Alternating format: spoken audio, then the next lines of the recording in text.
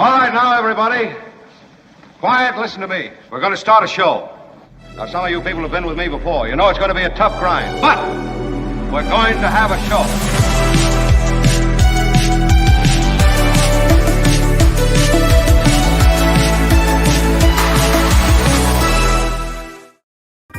And hello, all. Great to have you in the mix. Kim's with us, just having wrapped up her Nikki commitments, and Albert thank is you. here, having wrapped up whatever commitments he has and side hustles, etc. So we are at full strength. Have a lot going on in today's program with David Katz coming through. We're going to talk about how a SCOTUS decision may affect Donald Trump with this 14th Amendment case actually being kicked around in Supreme Court circles. Trump getting his legal bills, of course, paid by, if you guess, small donors. Yeah, you got it. It's the little people, you know? And a major showdown in Texas over states' rights and who controls the border. What? This is a conversation that involves open talk of secession and rebellion in Texas. Even Nikki Haley has weighed in on this. So that's some of the news. Also have Vince McMahon. It's the Planet Stupid. There's a lot going on today. So I'm very excited about everybody coming through. There is some misunderstanding about Joe Biden and the liquid natural gas leasing and rolling back. There's major misunderstanding on that. We'll get to that with It's the Planet Stupid as Belinda rolls through. I got a couple of emails along the way here. Jerry, listener-viewer Jerry, sent me a couple of disturbing videos. Uh-oh. Did you see them? Albert, I forwarded them on to you, right? The disturbing part is that this may not come as a surprise to you. There's such a powerful cult of personality around Donald Trump and around people who, you see the kind of people who have tats of Donald Trump and they kind of look like they might, not live the most a pristine existence. I'm just going to keep it kind of generic like that. And you go, yeah, I know he appeals to those people, the backwoods people, but people of erudition, people of a higher class erudition, yeah, they won't be attracted. But there is plenty of example of a Trump voter who is very much in the thrall of his personality, of his tough talk, and his populism. It remains. So even as we talk about all the ways that Trump is losing this support, his general support, but he's maintaining this powerful 40% or 35%, depending. The reality is some of those people, they really believe. Speaking of believe, there's something going on in Washington that has been going on a long time. The Mark Thompson Show. And it is, to me, the collision of church and state.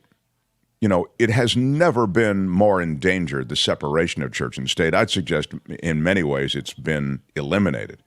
It seems like such a fundamental part of being in America is that they don't jam church, God, whatever God it is, down your throat, the way you might find in other cultures. We look at Middle Eastern cultures, and you just have prayer, such an important part of the culture, and you have control of the government by those who are in charge of prayer. I'm talking about the mullahs in the case of Iran, or you know the dance. It goes on across the globe.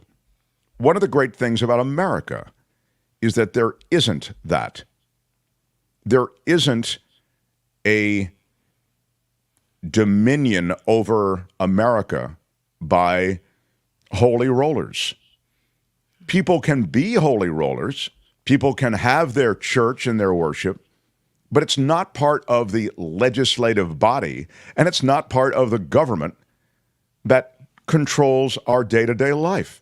Our culture can be free of whatever God people are suggesting is the God. So it is with sadness that I see the annual prayer breakfast going down in Washington.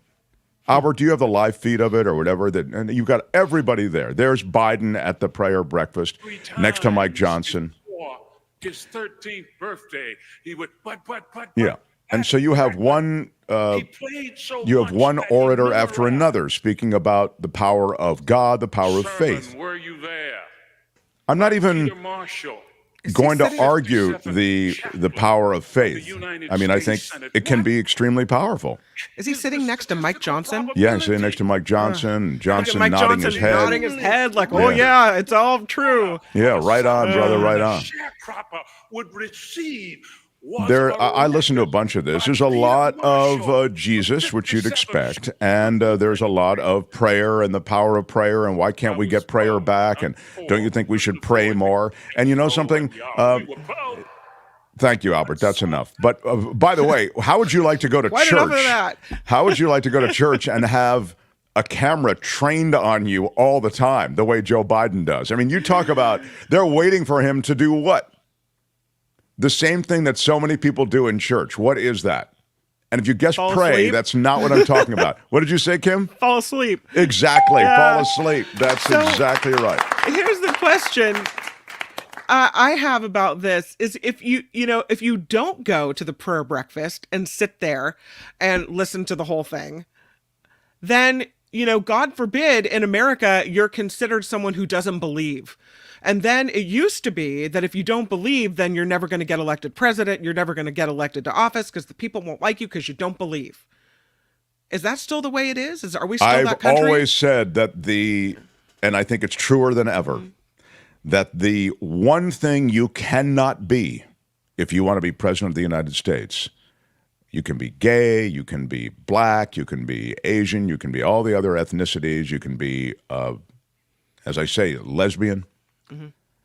The one thing you cannot be is an atheist. Yeah. If you are an avowed atheist, if you're an openly atheistic individual, if you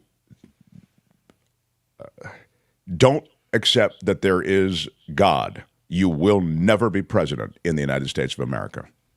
And in fact, you see God, and you hear God invoked constantly by public officials. Randy says, why does every president still say, God bless America at the end of his speech? Exactly. I was just making that point. Mm-hmm. Why isn't God we trust still on the money? Sure. Because do you want to be the public official? Do you want to be the high-profile legislator who suggests and enters into legislative business? Let's take God off of the money. Let's take the reference to God off of the money. Who wants to? What's your upside? There's no upside, and there's a massive downside. That's why God is still on the money. Okay, yeah. They got it put there, and who wants to be the person who suggests taking it off? So, in any case, this prayer breakfast. Let me make a broader point about it, and then I want to move on.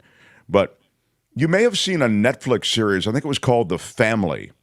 And The Family was very much about this prayer breakfast and this cult, in effect, that controls so much of this world in Washington. Now, this group has stepped back from the prayer breakfast. They still have their own, but the official prayer breakfast isn't controlled by this group anymore. They have a separate prayer breakfast going on in Washington that's sort of connected, but the reality is that there is no supposedly official administrative aspect to their involvement with the prayer breakfast. I mention that because they are a real fundamentalist group, and they have separate meetings leading up to the prayer breakfast. They have like mini prayer breakfasts we always hear about this prayer breakfast. We just showed you a bit of Mike Johnson with Joe Biden. They're at the prayer breakfast, and they're, as Kim has suggested, all these other public officials, because no one wants to turn it down. Because, like, how come you weren't at the prayer breakfast? You got something better to do than pray? You're ungodly. Yeah, like anything would be better than pray. Like, I want to do something. Yeah. But that said, to the degree that, you know, people come together and that there's a legitimate, harmonious aspect to their all meeting in this place, great. But what I'm wanting to bring to your attention and remind you, if you were aware of this already, is that there is a tremendous legislative push that goes on around the prayer breakfast. As I say, you just saw this one prayer breakfast, but leading up to the prayer breakfast, there's at least a week, maybe it's longer, it could be 10 days or 2 weeks, of all of these different people whose agenda is one of Christian nationalism, fundamentally. And they work on legislators in Washington. And the way it works is they'll say, I'm just here to see you. I'm just here to have, will you pray with me? I'm not, and there's no mention of Jesus or a specific God. But it's sort of like do you want to be the person who says, I don't want to pray with you? So all I'm trying to say is, again, I don't, and you know how I feel about this. I think religion and prayer can be a very powerful, helpful tool in people's lives if they want it to be. But by the same token, if they don't want it to be, and they don't want a specific God, then I think it really has no place in American legislative happenings. And that's exactly what's going on. Mm-hmm. Increasingly, there is a religious creep. Mark Thompson Show, home of the atheist.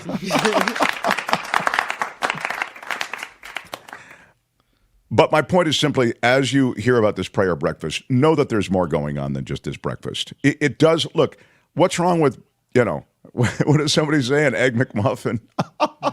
What's the matter with Egg McMuffins and some Jesus? I mean, really, what's the big deal?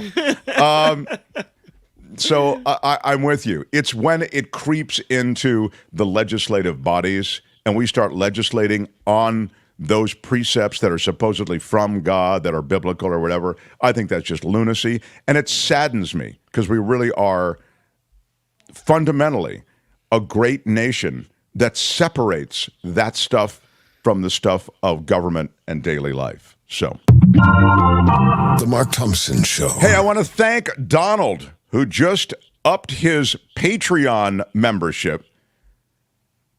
He's going $30 a month. Big shout out. Come on. You know, we're crowdfunded. That makes a huge difference. I'd give $5, but you're really not that amusing, says Buck. Well, there is, how dare you, first of all. I am, What? I know. We do love Buck, but Shaylin Thompson with a super sticker for 20. Come on, Shaylin. Big shout out. Love your last name. Very cool. Oh, she's missing the P, though. Yeah, I think that's the cooler way to spell it, the way Thompson. she spells it. Yeah. First of all, true. Shaylin is a sick, cool name. That is the coolest name, Shaylin. Yeah. Because you can go Shay, Linny Lynn, Shaylin. I love it. I love Shaylin. And I love the way she spells Thompson without the P. Good for you. Big shout out, Big Shaylin. shout out. I like to call her Shay. Hey, Shay. Big shout out.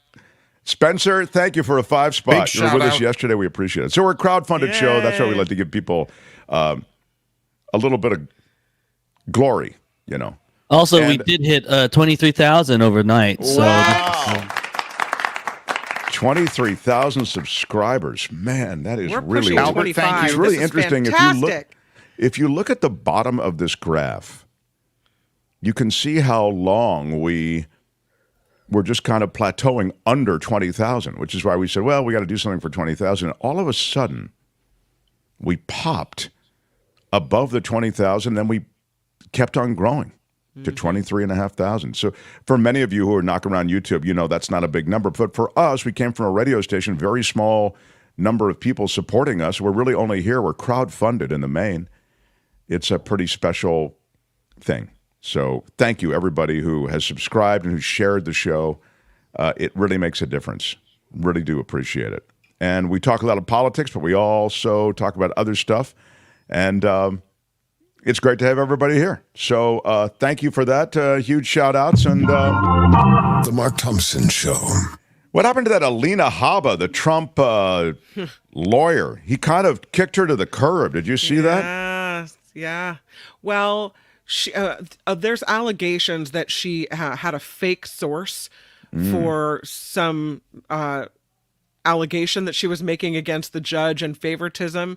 And then with the $83 million verdict, I think he thought, this didn't work out so well. Yeah. Yeah, well, he might have taken the wrong kind of attorney. I mean, she's really attractive, and if you only care about her Instagram, then she's the right lawyer. But if you care about trying to handle the legal system in some kind of competent fashion, she might not be the person. And there was a serious, I mean, she made claims against the judge, and then she backs away from these claims of conflict of interest. She filed a letter with the court citing a New York Post story that said that U.S. District Judge Lewis Kaplan and Carroll attorney, E. Jean Carroll, of course, Roberta Kaplan, who are not related, had worked at the major law firm Paul, Weiss, Rifkin, Wharton, and Garrison in the 1990s. Habba said that the situation was insane and incestuous. Yeah. But then they got hit with that $83.3 million verdict, and they were trying to fold some of this into the appeal. And then she backed away because people were questioning her source on this information. And, this is a situation in which legally you have to proceed very carefully. I'll ask David Katz about it. But she began to back away from this as it was clear that this is total BS, that she's just throwing stuff at the wall to see what will stick. So now she's saying the purpose of the letter was simply to inquire as to whether there's any merit to this New York Post story. And so now she says, so since Ms. Kaplan has now denied, the judge, that there was ever a mentor-mentee relationship between herself and Kaplan is the law firm person, and Your Honor, this issue has seemingly been resolved. I mean, it's crazy. Without knowing, essentially she's saying the judge had a relationship with the law firm. But more to the point, there she is. She's getting kicked to the curb by Trump, who's looking for a different lawyer for his appeal. And Ty Cobb, the former Trump lawyer, said Alina Habba is just, she's a lightweight. She doesn't know anything and doesn't understand the law as it pertains to Donald Trump. So that's the latest from Trump land. He's out there looking for a lawyer as he tries to figure out how to pay lawyers. Another lawyer. The Mark Thompson He's Show. not big on paying them. Messenger has shut down. Messenger was the startup, and it was only a year old, I think. It's the news site scrubbed of all articles yesterday. I really like that site. Yeah, the site's going to go dark. The money-bleeding startup, The Messenger. It launched to great fanfare last May. It shut down. It's less than a year. They call it the Titanic of publishing disasters. None of the roughly 300 staffers will get severance. And the co-founder and CEO, who raised $50 million to launch the site, has been scrambling to secure funding this week. This will go down as one of the biggest busts of all time, a media expert said. The Messenger will be remembered as the Titanic of publishing disasters.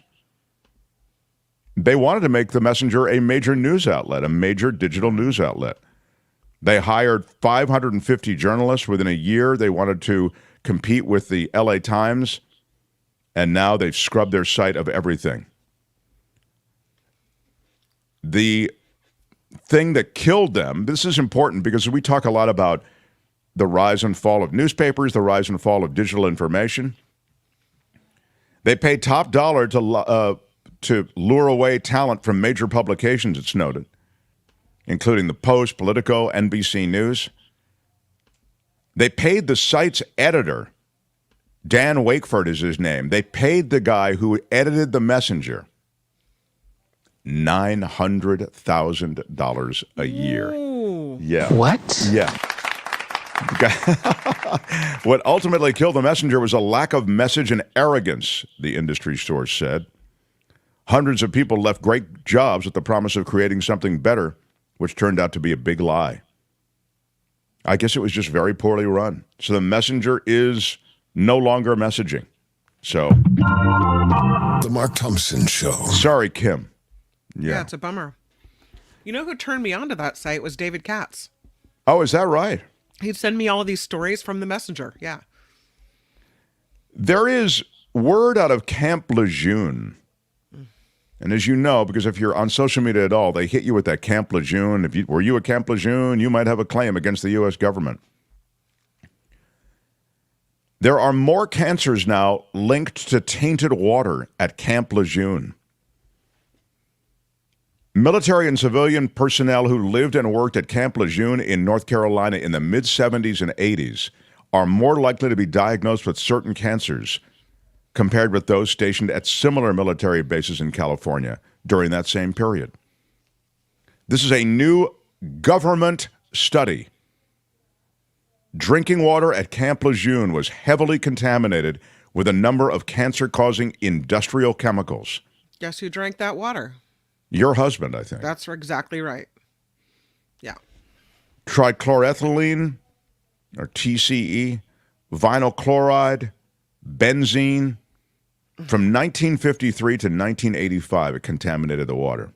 Hundreds of thousands of service members in the Marines and Navy, as well as civilians employed at the base, unwittingly exposed to the chemicals as they drank that water. Or even steam in the shower. If you inhale it that way, it's still getting into your system. Studies have shown that people exposed to the contaminated water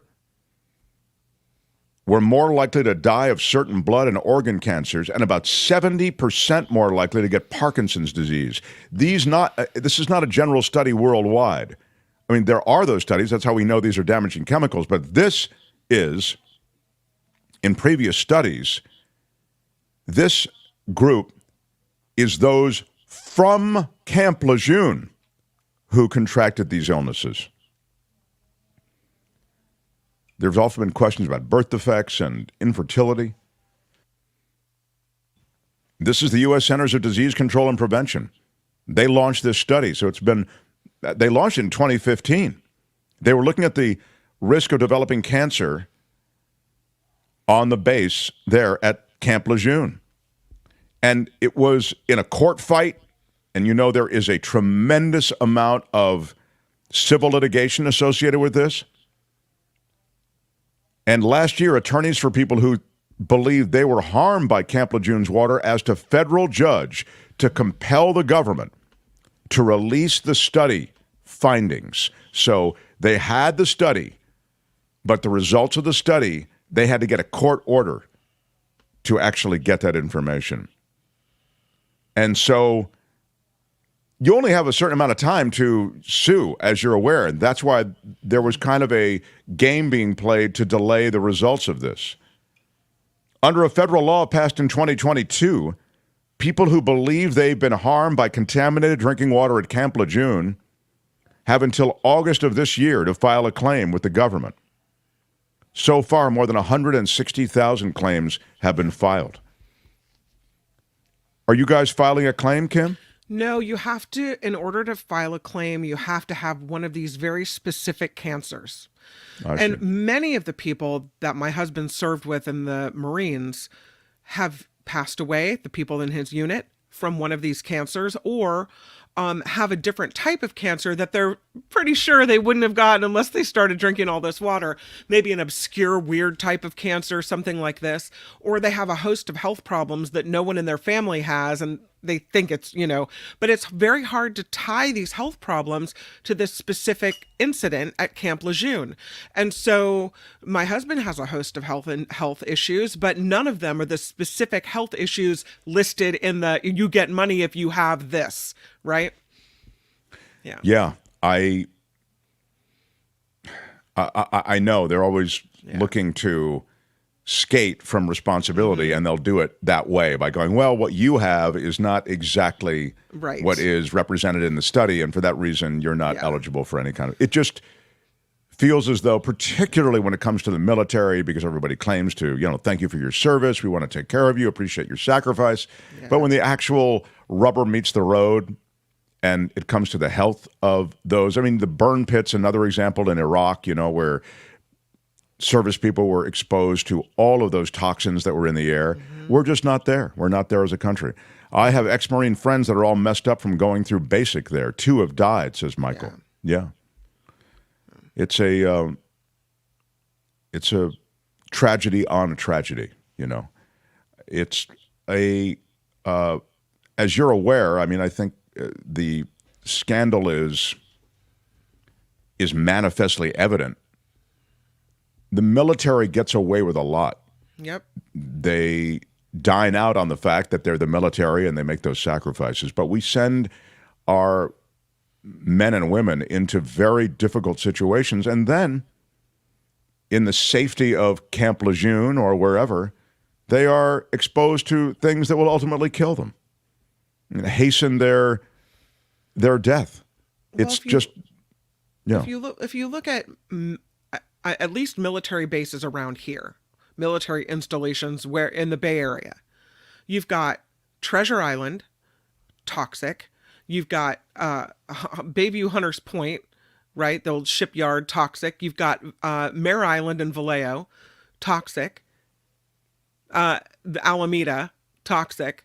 There's water tainting issues. There's soil issues all over. Wherever the military has been, when they leave, it's uncovered that there's all kinds of environmental hazards.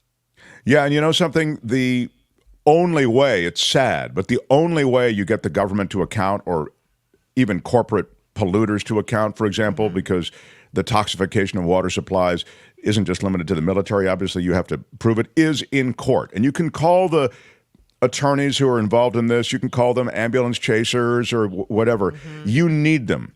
There is, I mean, it's an Aaron Brockovich kind of job they're doing. And it took dogged determination on the part of these attorneys. Michael Partain is one of them. I don't know the other guy's name, but Partain and his partner, they worked to get the government, they've been working on this for decades, to get the government to own what was going on at Camp Lejeune. And they finally got this study that the government did that was damning to the government, that talked about the toxicity of Camp Lejeune. They finally got that stuff out. And so I say, bravo. There was a veteran who actually was working with Partain, a guy named Jerry Ensminger. I'm just seeing here, he's 71 years old. And they have been working to get the government to recognize and compensate sick veterans who served at Camp Lejeune. And you can go beyond just Camp Lejeune, as Kim just did. And Ensminger's wife, he's the veteran. She lived on the base when she was pregnant with their second daughter, Janie, who developed leukemia at age 6 and later died. Damn it.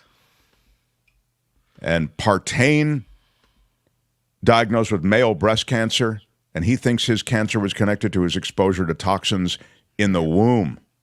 So you've got another generation that came up after their folks were at Camp Lejeune, and now they're paying the price, all because of these toxic chemicals that are connected to cancer. A lot of these people will still develop issues because of this. And the date to file is, what, August 1st? And that's it? August of this year. And so then, what, there's no recourse after that? That's frustrating as well. But the good news in this is that this study is out there, and there will be court cases, and there will be filings. And hopefully, I mean, it doesn't, you'd like them to clean this up, you know, but the reality is that maybe the only way to hold the government to account and for the future is through these court cases. So there's that. The Mark Thompson Show. All right, still to come, I've got David Katz. We'll talk about the law, SCOTUS, Donald Trump. The 14th Amendment issue is still out there. And I want to touch on Texas and what's going on there. The open talk of rebellion and secession. They're using this border crisis now in new ways. And the quotes coming out of Texas are scary.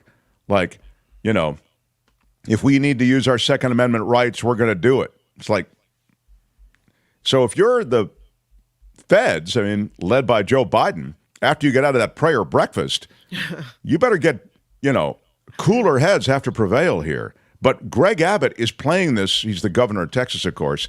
He's playing this for political currency. And he's also, I think, drinking in, ramping up this crisis. That's my sense of it anyway. Abbott's been out in front of this secession and rebellion talk. So we'll talk to David a little bit about that as well. Smash the like button like a boss, if you will. Smash it with your iron rod. The thumbs up help us. I don't know how, but somehow in YouTube. You know, the more thumbage you have, with your iron rod, the better it is. All right, Kim's News as we continue. Mark Thompson Show. The Mark Thompson Show.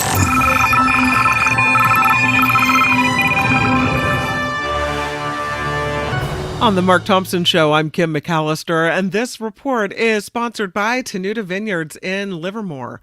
Let's go to Turkey, where reports say that a man described as a pro-Hamas suicide bomber has stormed a U.S.-owned factory in Turkey and taken hostages. This is at a Procter & Gamble factory in the country of Turkey. Local reports say the man stormed the factory owned by the Ohio-based cosmetic giant Procter & Gamble, located near Istanbul. Pictures appear to show the man wearing a vest strapped to his chest along with holding a gun. This is all going on now. Oh, my God. A U.S. senator says an aide caught on video having sexual relations inside a Senate hearing room no longer has a job in this office. That's the Senate office building, or the Hart Senate office building. Yeah, that's where that all went down. Girl, you just woo. No, I don't know about that. Okay. U.S. Capitol Police also announced they are closing their investigation on this incident because there's no evidence of a crime. Apparently, it's not a crime to have sex in the Hart Senate office building. Yeah, what's the Capitol crime? Police noted that it was likely a violation of congressional policy, but not a criminal matter. So they're... Well, That's pure speculation. Okay. Go for it, you know? Reparations, lawmakers taking an historic step on how to compensate Black Californians. A new legislative package was unveiled yesterday based off recommendations from the state's reparations task force. It does not include cash payments for descendants of slavery. Instead, the 14 bills range from restoring property taken during race-based uses of eminent domain to providing medically supportive food to Medi-Cal recipients. One proposed law also calls for the governor and the legislature to apologize for human rights violations. There you go. There are still some concerns in Los Angeles County as some extraordinarily foul odors continue to emit from deep within the Chiquita Canyon landfill in Castaic. Residents are upset that the continued leaks can pose health risks to the community and lead to air pollution as well. According to environmental regulators, air and water samples have contained elevated levels of benzene. According to the Department of Health and Human Services, long-term exposure to high levels of benzene in the air can cause, as Mark was talking about at Camp Lejeune, leukemia, cancers of the blood-forming organs, with work crews continuing to try to contain the gas and the water leaks. Residents fear the contamination levels will worsen. So again, this is going on at Chiquita Canyon landfill in Castaic. 7 California communities are being awarded or rewarded for making a dent in the housing crisis. The cities of Eureka, Healdsburg, Mountain View, Petaluma, woohoo, San Luis Obispo, and Santa Monica, along with Tulare County, have earned the pro-housing designation. It means they're willing to do things like cut red tape and lower costs to build homes faster. Governor Gavin Newsom says those who do this move to the front of the line for incentives and other resources, and he is aiming to create 2.5 million homes by 2030. Netflix is releasing or teasing new shows and films set to be released this year. A new trailer released today previewed a number of upcoming films, including Beverly Hills Cop Axel F. The trailer also featured looks at new seasons for existing series like Squid Game, Outer Banks, and Bridgerton. So all these things coming up on Netflix. This report sponsored by Tenuta Vineyards in Livermore, where they have facilities where you can host parties, small gatherings like a baby shower, large gatherings like maybe a work conference. Great places to host out there. Also, a great time wine tasting in the tasting room where you give them 30 minutes and you are friends for life. The wine is glorious, specifically the Mark Thompson Why Are You Yelling Red? And you get 10% off just for being a Mark Thompson Show listener.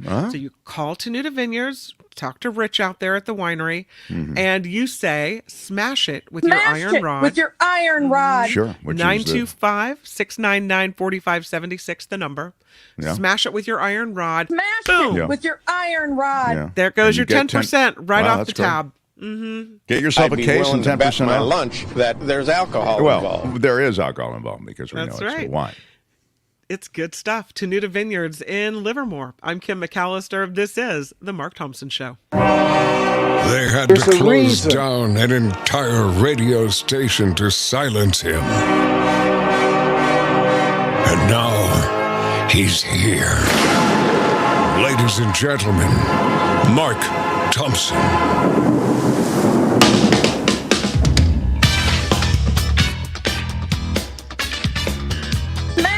With your iron rod. I come from regular stock. There's a reason that this place is fun. Don't ever use that word. What are the porn stars doing, Mark?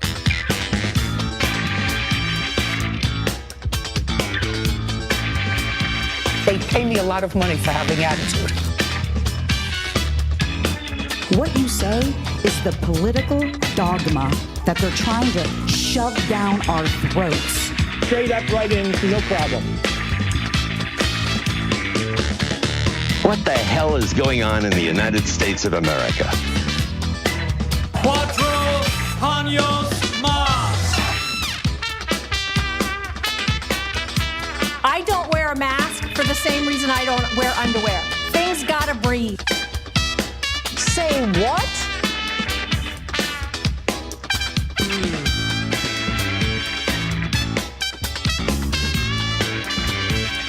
Do you have a secret talent? You get nothing.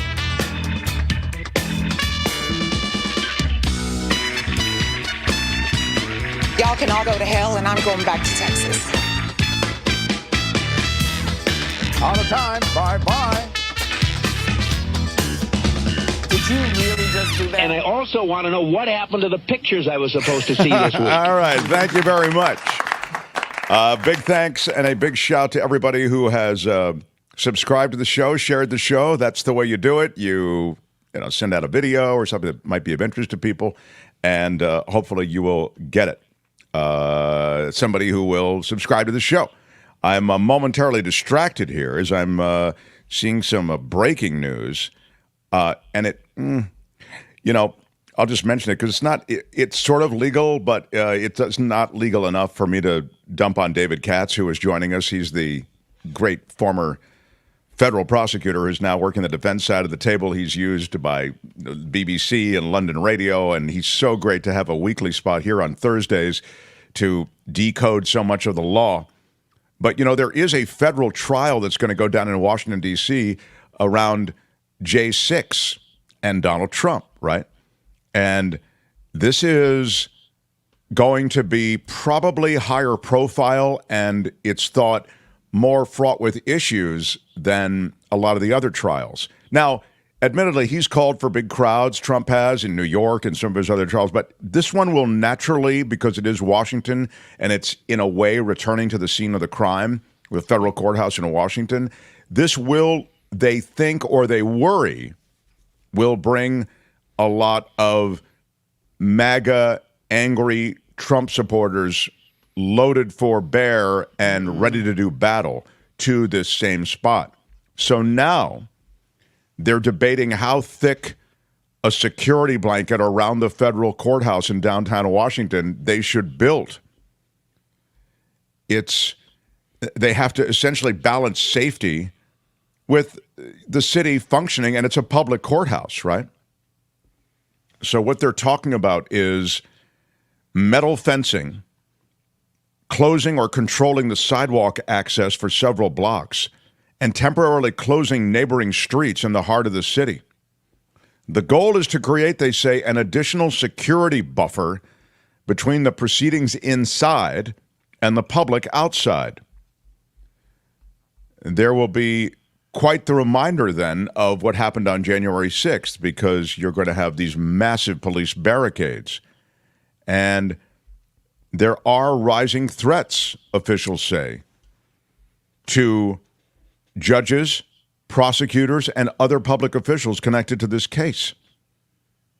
And they're worried about bedlam in Washington, essentially, building up around this courthouse. So they've shown they can't be trusted, right? I mean, last time they were whipped up into a frenzy and tried to climb through the windows and made their way in and were, talking about hanging people. Do the barricades not make sense? Yeah. No, I mean, it does make sense. It's just it's a bizarre fact that Washington will be transformed into, at least this part of Washington, downtown, a fortress of sorts. Changes begin soon because the Trump schedule for this trial, again, this is the January 6th federal trial. It's March 4th. That is the scheduled date. So this is about conspiring to overturn the 2020 election. And I'll keep you posted on this, but it just jumped out. I thought, wow. So they're going to fortify a courthouse on this very famous stretch of Pennsylvania Avenue between the White House and the Capitol. I mean, this is, welcome to America. Yeah, it's the new, it's the new America. There's never been anything like this. Right. It's just a world of hate and fear and intimidation. I mean, it's just crazy that that the MAGA movement has embraced all of these scary tactics, essentially threatening those involved with the trial. So, The Mark Thompson Show. The state of Oklahoma asking a special ed teacher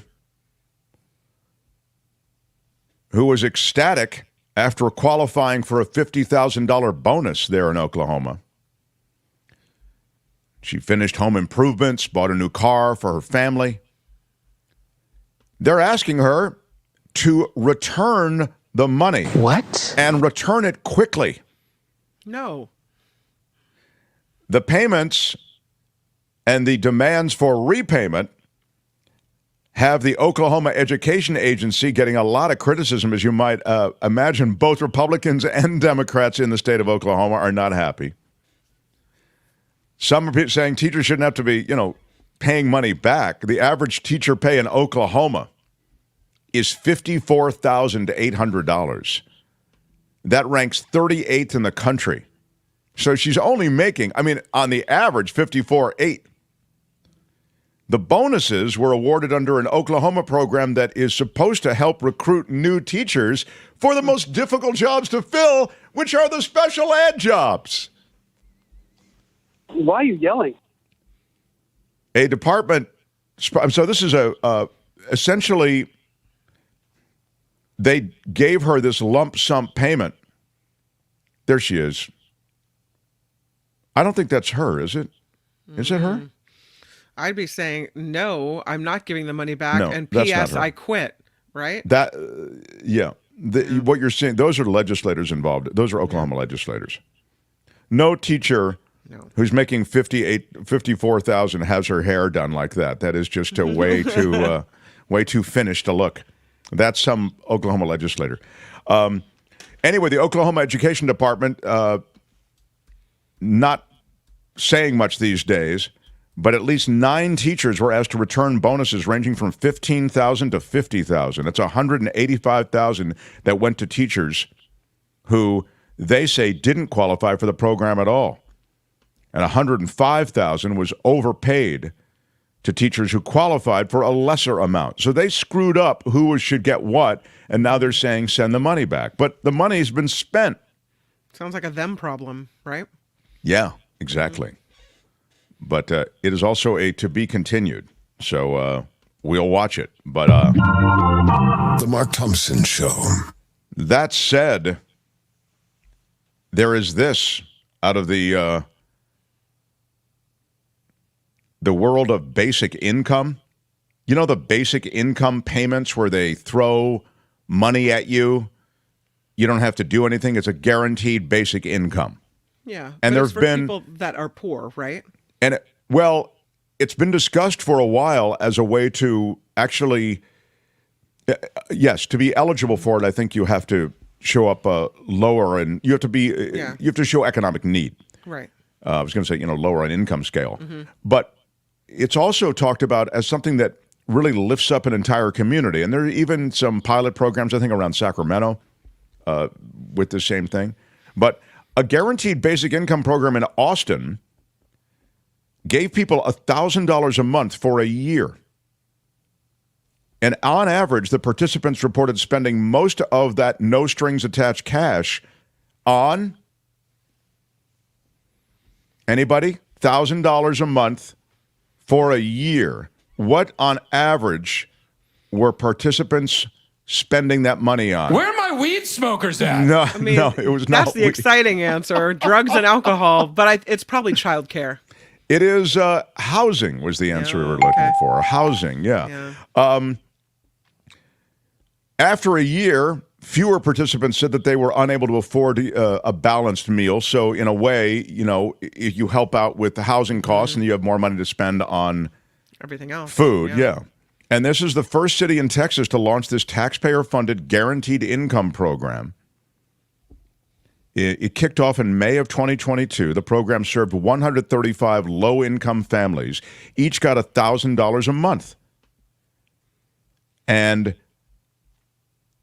the program was built as a means to boost people out of poverty and help them afford housing. The program ended in August of 2023, started in May 2022. And the new report that kind of x-rayed it from the Urban Institute suggests that the city's program did, in fact, help its participants pay for housing and food. On average, program participants say they spent more than half of the cash on housing. This is a group of people who became, quote, substantially more housing secure. And this also appears to help reduce food insecurity among participants, kind of what Kim was saying, you help out one expense and you now have money for another expense like food. While Austin was the first city in Texas to test a guaranteed income program, it's now not the only one. But of course, as you might imagine, in the state of Texas, it's not a program that is getting overwhelming support.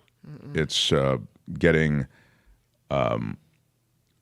it's getting called out as unconstitutional. So many other cities around the U.S. are also experimenting with this basic income stuff. Baltimore did it, and I mentioned, I think Sacramento or someplace around Sacramento. It's not Placerville, but it's someplace like that. And in Denver, they're doing this as well. So, in fact, in Denver, they extended the program. They had it going, and they extended it because it was so successful. And I mention this because it speaks to a lot of these, quote, entitlement programs, you hear a lot about them, these, quote, handouts. You know, I feel one of the great things about America is that we're a wealthy enough nation. We spend all this money on the military. We're fleeced by the military-industrial complex. We're fleeced by even the homelessness industrial complex. I mean, we're so much money, we don't know where it goes. So much money that we send overseas, we don't know where it goes.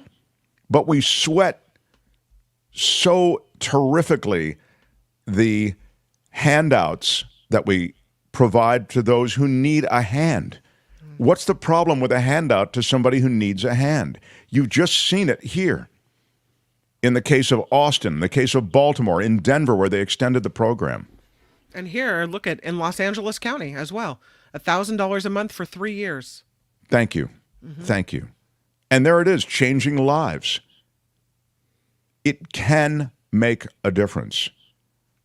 Every pilot program for basic income has been hugely successful, says Zeker99. There it is. It was Stockton. Thank you, Becky. Michael Tubbs did it in Stockton, the mayor there. They're doing it in Oakland as well. So increasingly, these programs show effectiveness, and I'm excited that they're finally getting some light. And hey, here's a note to you libs. You ought to own this, embrace it. There are good things about many of these social programs. This idea that you cut social programs and that somehow that becomes a virtue in cutting these programs, lift yourself up by these are talking points, and you can fight back with facts. So I wouldn't run away from this. I would embrace it. And that's the latest success from Austin, Texas. The Mark Thompson Show. Did you see what happened, Commish? I'm calling you in on this one because this is astounding. The commissioner of sports on this show is Albert. And Albert, I don't know if you saw, but Vince McMahon, who is the former... You can tell me exactly what he was. I believe he was the head of the World Wrestling Federation, then the WWE as they changed, and then WWE merged with the MMA fighters, right? What was that, Albert? Yeah, it was like a deal with TKO, and it was like a merging of UFC and WWE. But UFC, that's right. Yeah, his whole family has been running basically WWE for the past forever, So he's the McMahon family was WWE, if you want to think of it that way. Is that kind of okay? Albert, thank you. And he was even part of the plot lines to a lot of stuff. Vince McMahon was. Yeah, he's early 2000s. He got super jacked, and he then is massive, really massive. The guy, he must have gotten on the juice or something. Yeah, I wouldn't be surprised. At that age, you thought Barry Bonds was impressive when he got to the end of his career. Vince McMahon was at the end of his he's got up there in years, but then he got really big. He was really he very hands-on with WWE, and then he left for a little bit. A couple years ago, he left. I felt like the product was improving, and then because the allegations were kind of floating around, and then he just came back. He came back and then left again because of this most recent allegations. Yeah. Well, thank you for mentioning the most recent allegation, because I'd like to detail it broadly here, because it's sort of it's explicit, and maybe you can put a picture of the two of them up, Vince McMahon and the woman who is involved in this. Her name is Janelle Grant, because Vince McMahon is going away again, as Albert has noted. He came, he went, he came, he's going. Because the founder of World Wrestling Entertainment is mentioned in a lawsuit filed by Janelle Grant, this in U.S. District Court. And she's also naming the former head of talent relations, John Laurinaitis, as a defendant. There are shocking allegations. Family of wrestlers, and he's also been a part of the storylines. He's been on TV, so they're both prominent figures in wrestling. I see. Okay. There's McMahon and there's Janelle on the right. His son actually played for the Rams, John Laurinaitis' sons. Yeah. Oh, is that right? Wow. Back when they were in St. Louis. This was years ago, though. Yeah. Aside from these shocking allegations, which involve sex and actual human trafficking, because she's told that she has to, or trafficking in sex, that she has to provide services to those that McMahon designates as deserving of her services. She's hired on apparently as an assistant, and it was an environment that didn't allow her her liberty. So she reveals this deeply toxic culture during McMahon's tenure as chief executive, and text messages that she saved are so highly explicit and graphic that the WWE co-founder resigned from his role as executive chairman of TKO Group Holdings. That's the promotion parent company of WWE. And there was a simple memo sent to everybody, employees, saying McMahon has tendered his resignation. In these explicit text messages, he talks about, I don't know what already I'll be demonetized for even talking about this, right, Albert? But more than that, I don't want to offend the audience either. Mm-hmm. But essentially, he was engaging in sexual interactions with her and with other men, including John Laurinaitis. This Janelle Grant, employed there from 2019 to 2022, there at the headquarters in Connecticut. She says she was forced to meet other men to engage in intercourse. He said in a text message, "Do you promise to make me proud, baby? Will you show him what a porno star you can be? Will you show off for me like never before?" And then he said, on days when he's in town, this other guy, I want you to, it's kind of explicit, be with him every morning and later in the office too.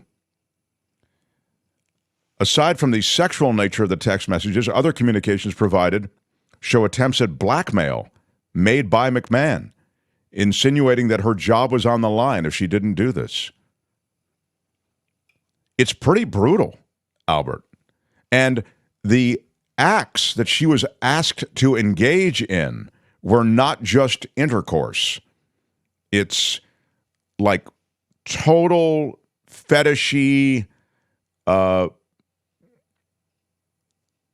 pretty, I don't know how to say it, Albert. I mean, it involved,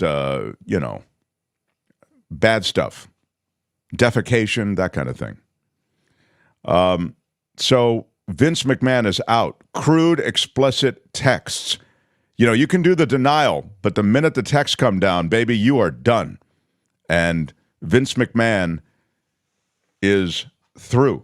And he may be through in a big way, Albert. He may have to pay a massive fine. I mean, this is a litigation that I think will nail him.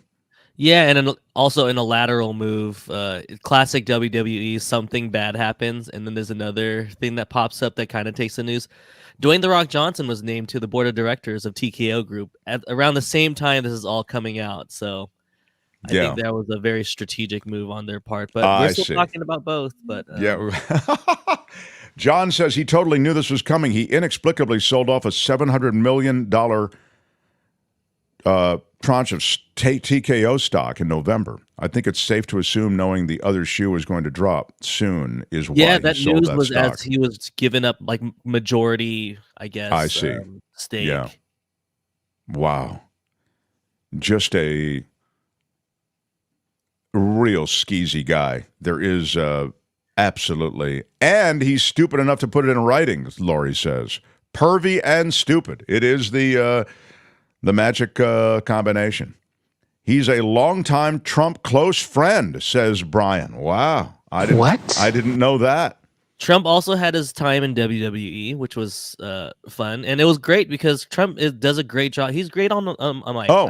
We could all admit that he's great on mic, and everything he does reminds me of a classic wrestling heel. Everything he says, he knows how to trigger people. Oh, that's a great point. If you look at his stuff in terms of a role in a wrestling narrative, it makes sense. That's a great take, Albert. Yeah, and even during debates, like personally attacking people, that kind of stuff is all what we see in wrestling. And that's what made him a big part in wrestling. Yeah. It's crazy. You have power, you have money. Look at this Victoria. I think she's right. I don't believe this is going to be good for Donald Trump either. It's time we are done. Just because you have power and money does not mean you have the power to do that to people young or old. I mean, sadly, you've seen how power and money do control so much, particularly in Washington, and how no one wants to even call out the emperor for having no clothes because of power. So, but to your point, and to the point of this WWE lawsuit, yeah, eventually you got to pay the piper, and you've seen it across the board in the world of entertainment. I mean, the casting couch used to be, it was a thing in Hollywood. Now Trump put Vince's wife in his cabinet. Is that right, Brian? Yeah, I think she was a former administrator. I just looked it up. Former administrator of Small Business Administration. Oh, there you go. Google it. All right, there you go. But I was saying that a lot of very powerful people in Hollywood have been called. Look what happened to Les Moonves. Look at what happened to that guy at Universal. You know, Harvey Weinstein is the real head of that parade, I guess. But anyway, that's a word about Vince McMahon. And feel it in your soul. Thank you. The Mark Thompson Show. That's not exactly what I was going to do. Kim's News is what I really wanted to say. And it might be a turbo news or just a news until our esteemed guest, David Katz, gets. Yeah, hopefully David Katz makes it through, but Kim will do some turbo news, and then we will get to Katz, the great former federal prosecutor. All right, Mark Thompson Show. The Mark Thompson Show.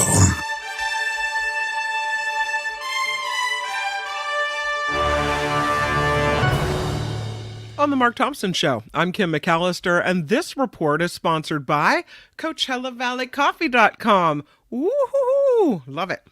The United States is reportedly getting ready to carry out a series of strikes in Iraq and Syria. CBS News reports the strikes will target Iranian facilities and personnel over several days.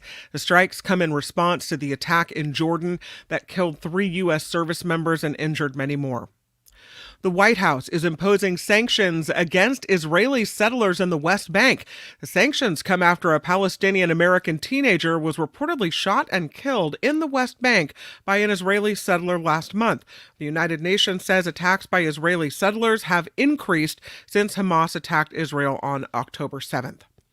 A lawsuit claims Boeing misled investors about potential serious safety lapses. The class action suit is being led by the Attorney General of Rhode Island, who called on the manufacturer to be held accountable. The lawsuit comes after a door plug blew off an Alaska Airlines flight midair. That was very recently. Florida Governor Ron DeSantis plans to send more personnel to Texas to assist with immigration issues at its border with Mexico. Now Florida's getting involved with Texas. DeSantis announced he's sending about 1,000 Florida National Guard troops, as well as the first ever deployment of Florida State Guard members as well. More than 90 officers from the Florida Highway Patrol, Florida Fish and Wildlife Conservation Commission, and Florida Department of Law Enforcement are already in Texas assisting at the Mexico border. This, as Mark was mentioning, as whatever's going on at the border there heats up between the state of Texas officials and the federal officials. Even calls for secession coming with this. So this, again, heating up, and it's not looking good. Chinese hackers are targeting critical infrastructure in the United States and preparing to cause the world real harm to Americans. That, according to FBI Director Christopher Wray. Speaking to a House of Representatives panel yesterday, Wray said water treatment plants, the electrical grid, oil and natural gas pipelines, and transportation hubs are among the targets of state-sponsored Chinese hacking operations. You know something, next week, we're going to have a guest on who knows a lot about this in relation to China controlling much of the import-export world through the ports in the U.S. That's kind of all I'll say for now, because I just don't want to get too much into the details. It is quite detailed, but he's terrific. He's been on the show before, but we'll get him back I've talked to him about it, and he's alarmed by essentially China is aware of all comings and goings at U.S. ports because they control the technologies that are used there. So as Christopher Wray makes these remarks, I kind of put them in that context that I don't like the demonization of China in every way, but I do think that with an adversarial relationship that we have with China, we have to be careful about these things. And that is a clear, vulnerable spot, these ports. And obviously, apparently, it extends beyond that because of the hacking story. So 3 people are dead, 9 injured, some of them critically, after a building collapsed in Idaho. Police say a 39,000 square foot steel hangar that was under construction near the Boise airport came down yesterday, leading to multiple victims. The company building the hangar said dozens of people were working on the site at that time. A new World Health Organization study predicts there will be more than 35 million new cancer cases by the year 2050. That would be an increase of just over 75% from 2022 levels. The majority of diagnoses expected to be in low-income countries, with the mortality seen as doubling in those areas. Hulu is going to start banning password sharing. Oh no. The streaming service notified customers yesterday it will ban people sharing accounts outside of a household, and that begins in March. Netflix started doing the same thing last year, and despite fears of losing subscribers, the service has actually seen subscriber growth. So if it's worked for Netflix, maybe it'll work for Hulu. You know, they do this to me all the time. I don't know what the hell they do it for. Hulu. Russell Brand is denying assault allegations that he says are very hurtful. The British actor and comedian had his first sit-down interview months after multiple women accused him of sexual assault and abuse. Brand told former Fox News host Tucker Carlson that he has been accused of the most appalling crimes and that he put himself in a vulnerable position by being very, very promiscuous. Brand reiterated that he denies any allegations of the kind. He said that since he was hit with the misconduct allegations last year, he has seen the value of family and the importance of God. Wow. Oh, my God. What? That is just... Oof. You know, everybody finds God at some point. Throw a little repentance and throw a little God at them. And now let me get back to my my platform. Right? My bad. I'm sorry. I found God and all is forgiven, right? Oh, my Good to God. go. That is really great. Thank you. This report is sponsored by the incredible CoachellaValleyCoffee.com. The coffee is amazing. The tea is amazing. The people are amazing. It's all good at CoachellaValleyCoffee.com. And you can get your 10% off by putting Mark T in the checkout code. Mark T all together. Get your 10% off. It really is a way to treat yourself. I will say that. What are you drinking this morning? I'm still rocking that Ocotillo espresso. I'm loving it. It scratches my itch. I love it. It's I've got the riquissimo. Oh, it's so very good. That's so nice. Yes, the fresh cut. People ask, at Coachella Valley Coffee, the beans are so special. Why is that? It's fresh cut. That's what I told you. It's the first cut. It's not the beans, discounted beans. You can find cheap beans on the internet. Don't do it. You want Coachella Valley Coffee curates, and these beans are first cut. So you're getting it fresh, and they really are terrific. It's my favorite coffee. Literally, I'm so proud that they're on my show. I can't even tell you. I'm very excited. So my daughter loves to go to Starbucks. However, when we got sent a big box of tea from Coachella Valley Coffee, she discovered that she likes their tea too. And so we worked it out how much we were spending at Starbucks on tea and how much we would spend at Coachella Valley Coffee. It's cheaper to buy the tea from CoachellaValleyCoffee.com and make it ourselves. So I'm rocking my hibiscus tea over here, and I actually like it better than the tea at Starbucks. So there. You definitely want the 10% discount too. Mark T at checkout. So absolutely. I'm Kim McAllister. This is The Mark Thompson Show.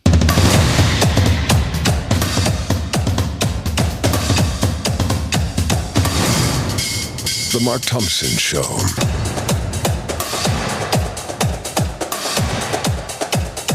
Who's Mark Thompson? Who's Mark Thompson? Who's Mark Thompson? Who's Mark Thompson? Who's Mark Thompson? Who's Mark Thompson? Who's Mark Thompson? So excited. Thursdays bring this guy in. He is the former federal prosecutor, now working the defense side of the table. You've heard him on London radio, on New York television, on Los Angeles and San Francisco media. He's all over the place. So kind to spend some time with us. He's the great David Katz, everyone. Hi, David. Great to be with you. Good to see you, sir. I wanted to ask you first about this legit conversation that's going on, I guess, is legit. I mean, the governor of Texas is talking about, I won't let the federal government. He's playing it right down the middle, but essentially setting up a situation by which the federal government, those who are representatives of the feds, can't get to the areas that they need to get to. This is along the border because of the razor wire setup. You understand it's just a mess down there. And essentially the Texas mess, they are saying you can't touch that. The feds can't, even though this is obviously, it's federal jurisdiction, isn't it? Well, they'll be able to get an order from the federal court saying that federal officials can access any of these sites. I mean, we are not in, a post-Fort Sumter moment when some state can exclude federal troops or the federal government from some important part of the state. And this is the border, the international border. Now, the Congress has particular authority under the Constitution to deal with it. That's one of the issues when they keep trying to blame the executive branch. The executive branch enforces the law. Biden and the DHS enforce the law, but Congress does set the rules. Of course, the right-wing House is off in one direction and the more moderate Senate is more trying to solve the problem. Trump, of course, is trying to campaign on this issue and wants to do nothing to actually ameliorate it.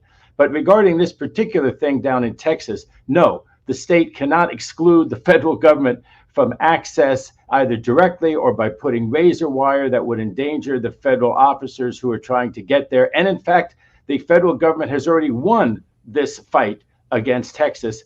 They won it in a 5-4 decision, which allowed the federal government to keep doing what the federal government wants to do, which is basically to take down that razor wire that was injuring the people, the migrants trying to get into the country across that river, in some instances injuring them quite severely. And the U.S. Supreme Court said to 5-4 that while they're waiting to decide the case, Mark, that the state cannot just go put razor wire and other obstructions. Why? Because it's an international border that is left to the federal government. It's not up to the states. They're not an independent state or independent country. Texas is not. So the Texas governor, who's smack talking essentially and kind of turning this situation into some political currency for himself, I'd suggest, he's saying that the state has a right to protect itself from what he calls an invasion. And he, in the judgment of the Supreme Court, as you've just said, he's kind of shining it on. If he can't Bigfoot the Supreme Court and the feds, that won't happen, right, David Katz? I mean, I know this is not a legal judgment necessarily, but it's just sort of I'm asking you to kind of assess this, the politics as well as the legality of this. Well, it is a legal judgment. And, from the point of view of politics, it's all a matter of how it resounds, how it resonates or not, with the rest of the country. And there's a huge immigration debate going on many levels right now. And I'd love to talk about it if you have a few minutes for that. Please. Yeah. But regarding this issue of big-footing them, apparently it's a much bigger issue in Texas than it is in other places. It's also a big issue in New York City and Chicago if they have to dip into other social relief, social welfare funds in order to pay money for this mass of migrants that have arrived in New York and Chicago and Denver. They really are alarming numbers, to the point that even people who are very sympathetic to the plight of the migrants say, wait a second, are you going to actually cut payments to poor people? Because, the left's answer to everything is we'll tax the rich and we'll pay for both the migrants and we'll keep social services for the poor in place. But let's say that doesn't happen. Let's say what ends up happening is it's a zero-sum game between people who are getting welfare benefits, who are getting housing assistance, who are getting food supplementary payments in the big cities, and they're suddenly getting cut back to pay for the migrants. And of course, if the federal government and Biden simply pay the bill, Mark, for all of these migrants, you know that the swing states are going to scream. We all work hard. We're all living here in America. Why do we suddenly have over 3 million migrants? And Mark, the numbers really are astonishing. The numbers in December are stuff that even if you're sympathetic humanitarian on this issue, you take a look and you say, wait a second. I mean, all these people are coming in, getting paroled into the United States, being allowed to stay here pending their asylum hearings. And yet the asylum hearings, it's taking 5 or 6 years to get to them. Biden and the Democrats say, well, give us more immigration judges. And that's obviously very important. But you could double the immigration judges, right? And still, so you cut the time down from 5 to 6 years to 4 to 5 years. It still raises the issue.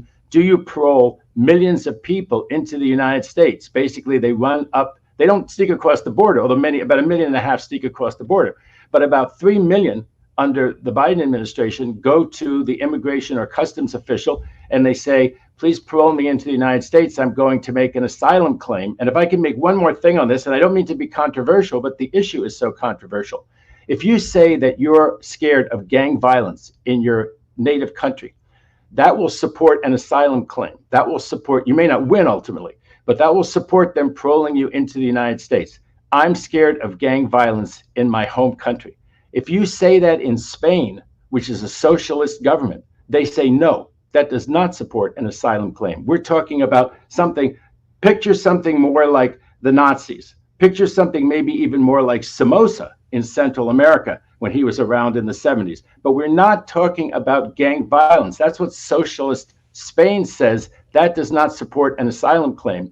And you get beyond that and you get to domestic violence, you can see why some people are saying this is unsustainable. If every person who can get through Mexico, and Mexico doesn't do a lot to stop them, Mark, that's a whole other thing. We should have more diplomacy with Mexico. And that's something that I think Biden could do right now. It would be very controversial, but to tell Mexico, you need to do more about this problem or else, you know, we're going to, I don't know, cut back the NAFTA benefits, cut back, do something with remissions, do something that will get Mexico's attention so Mexico will help solve this problem. Because one of the problems, Mark, is that if you deport a person back to Mexico, that's been a very, very big issue. If the person crosses the border between Mexico and the United States and you cannot put the person back into Mexico where they crossed from, if Mexico won't accept them, that's a huge problem. And one last thing, China, for example, won't take people back who snuck in from China. China won't take them back. I mean, that just seems to me like something that just doesn't make any sense. But of course, what's America supposed to do? China won't take them back. They're from China. They snuck into the United States. Now what do? Parole them into the United States? Send them to Mexico, which won't take them? What do? They're calling it an invasion. And as you've just suggested, the numbers are overwhelming. And because this language of an invasion is being used by Greg Abbott, governor there, also by Kristi Noem, and Kim Reynolds, who's in South Dakota, Ted Cruz, who's also Texas senator, they're all kind of adopting this language of an invasion. And the reason that might be important legally is Abbott is saying, I have declared an invasion under Article 1, Section 10, Clause 3, to invoke Texas's constitutional authority to defend and protect itself. That authority is the supreme law of the land and supersedes any federal statutes to the contrary. Could the use of the word invasion be a way that Abbott can square off against the feds on this? He could use the word supercalifragilisticexpialidocious, and it doesn't change the law. This is a federal responsibility. You can't say, oh my God, Arkansas is being invaded by people from Missouri, so therefore it's not a federal problem. And also it's not, Arkansas and Missouri. It's our international border. Now, I understand, I think everyone should understand that this is a real problem right there at the border.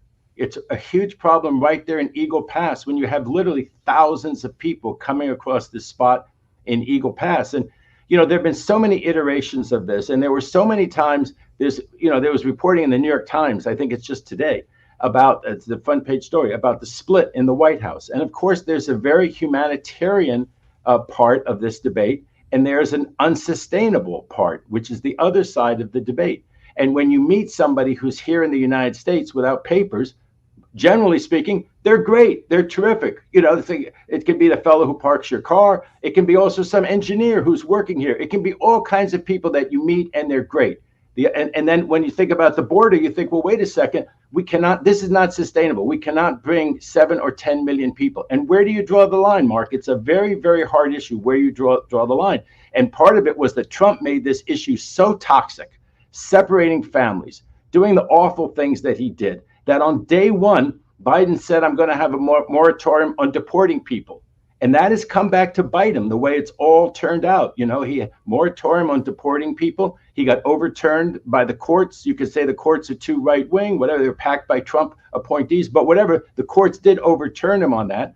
Now he's deporting more people. You know, the irony was that they called Obama the deporter in chief because he kept deporting people. Obama deported more people than Trump. You can look it up.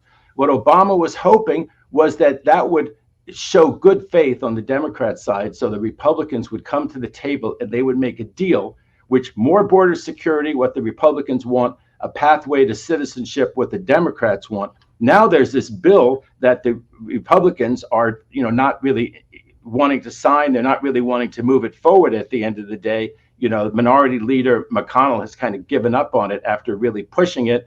It may be the reason why we don't get more aid to Ukraine, which would truly be a tragedy. This country needs to stand up to Russia. Ukraine will do the fighting for us if we just pay. And Mark, most of the stuff that we're paying for is spent right here in the U.S. of A. It's our armaments. This has been a boon to the U.S. defense industry. So we're gaining in every way, in my opinion, by standing up to Russia, helping Ukraine to stand up to Russia, have Ukraine actually fight. But that's the lever, and it looks like it's not going to happen. It looks like this immigration bill is going to fail because the Republicans, especially in the House, have decided it's better for them politically to put on this clown show of impeaching DHS Secretary Alejandro Mayorkas and to oppose this and to have this whole, the border's so bad, the border's so bad. And to the extent that Biden is at least now trying to fix it, to try really do something, they're not going to pass new legislation. So my last thought on the subject, Mark, is that within the law, I think Biden ought to do what he can to control this situation and say that I'm really trying. And if the left really abandons him on this issue, they want Trump on this issue. It's like the people who are pro-Palestine rights. They want Trump. They think Trump's going to do better for pro-Palestinian issues. They think that Trump is going to do better on a sensible immigration policy. They're going to really abandon Biden over this issue. I sure hope they don't, because whatever Biden does now to clamp down on the border, to make it harder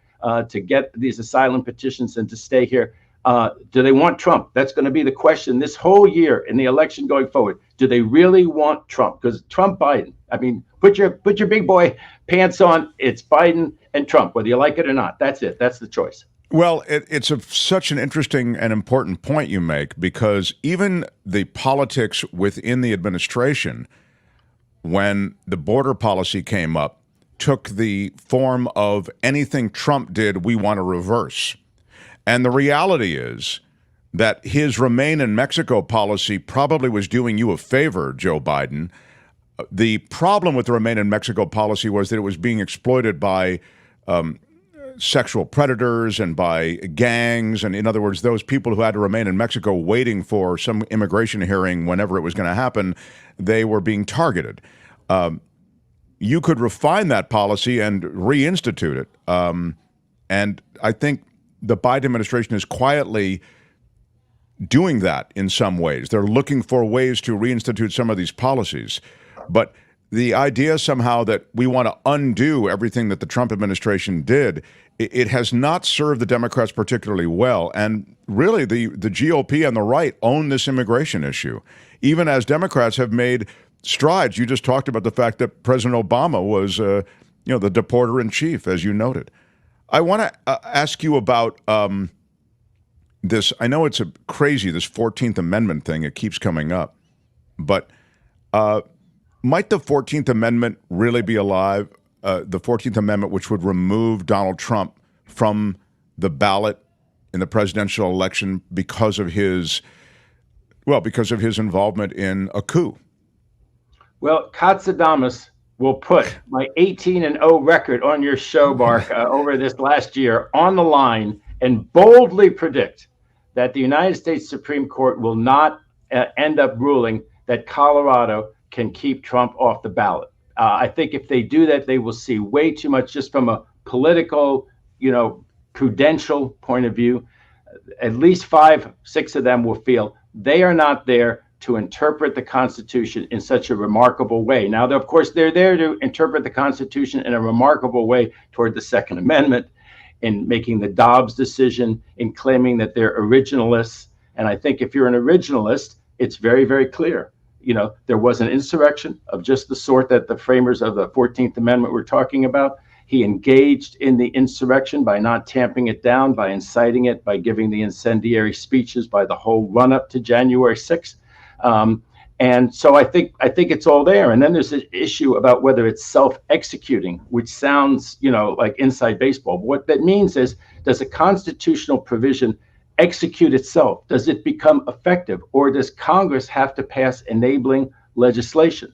And that doesn't make any sense either, because that's not how we've handled these things. No one says, oh, I don't have a 14th Amendment right to due process because there's not some statute I can point to. You point to the Constitution, the 14th Amendment, and you say, I'm an originalist, I'm a textualist, I'm reading the text, it says that there's equal protection, right? And so that's exactly what the Constitution says here. It says someone who's engaged in an insurrection. So I think the only thing that people are arguing about now, which is sort of a serious argument, is whether Trump is an officer or not. And that's what right now they're using a Justice Scalia, the lion of the conservatives, who's speaking from the grave to say, wait a second, watch out on this one, because it sure seems like he's an officer, that all of the other language in the Constitution and in statutes talks about the president as an officer. So, of course, the president's an officer. If he's not an officer of the United States, why are we putting him in the White House at government expense? Why are we paying his Secret Service at government expense? This guy sure looks like he works for the government. He's the head of the government, but they didn't expressly write that it applies to the president. And there's all kinds of, everyone's talking about that on the internet, debating it on cable TV and stuff like that. But I think it's clear that Trump is an officer of the United States. I think there's some way that the Supreme Court will get out of actually deciding it, Mark. So I think even by the liberals and the intellectuals in their amicus briefs citing that opinion, by this concurring opinion, it was not only by Scalia, it was with Chief Justice Roberts. But it's easy to say it was in another context. It wasn't actually directed to the use of officer. And it is true, you could use officer to mean something in 90 different statutes and provisions, right, Mark? And then from the history of it, when you use the word officer or you don't use the word officer, it means something else there. But bottom line, I think they're going to say that they're not going to get involved in it as it goes through the courts, that if Trump really does end up being selected by the Congress, that's also the time for Congress to deal with this issue, that it's up to Congress to bar him from office. It's up to Congress. I don't think they're going to say to pass the statute, but I think they're going to say this is a question which belongs to the Congress. It doesn't belong to the courts. Now, it's much harder to say it doesn't belong to Colorado. We've talked about this before because we decide these things state by state. And unless there's some federal question involved. So I think for that, if they're going to reach that, they're going to have to say that Trump or anyone else who looks like they're on their way to a major party nomination has a right to run, has a federal right to run and to be involved in it. And therefore, it is a federal question whether Colorado or any other state can bar a major candidate like that from the ballot. I just do not believe, you can play this back if I'm wrong, I do not believe the U.S. Supreme Court is going to leave this alone. And so what stands is that Colorado barred him from the ballot, because if they do that, there'll be other states, there'll be purple states that'll follow suit right along behind it. There'll be a Supreme Court precedent, and suddenly Pennsylvania will keep Trump off the ballot. And with keeping Trump off the ballot in, let's say, Pennsylvania or some other purple state, there goes the election. And that really is, that. I mean, you think we're polarized right now, Mark? Think about that. Well, it could be Pennsylvania takes Biden off the ballot. I mean, probably not Pennsylvania because of just the history. But the point is, it plays both ways. But more to the point, it's the law. That's why you're important here. I mean, I can game out the politics because you're right. I mean, once you've got that decision behind you, you can start removing candidates and you can claim that they were, you can claim whatever in terms of the overthrow. But I want to go back and ask you, when you say the Supreme Court, and they're talking about Scalia, the left is talking about Scalia. Those who want Trump removed, they're talking about the Scalia interpretation, and you've noted that they do. You've said that they won't get involved, but they have to get involved in order to prevent Colorado from removing Trump, Colorado or whatever state from removing Trump in this case, or a candidate. So how do they not get involved, but get involved enough to prevent that from happening? Right. Well, they have to get involved for it to come out the way that I'm saying. If they had just, denied cert on it, then the Colorado decision would have stood.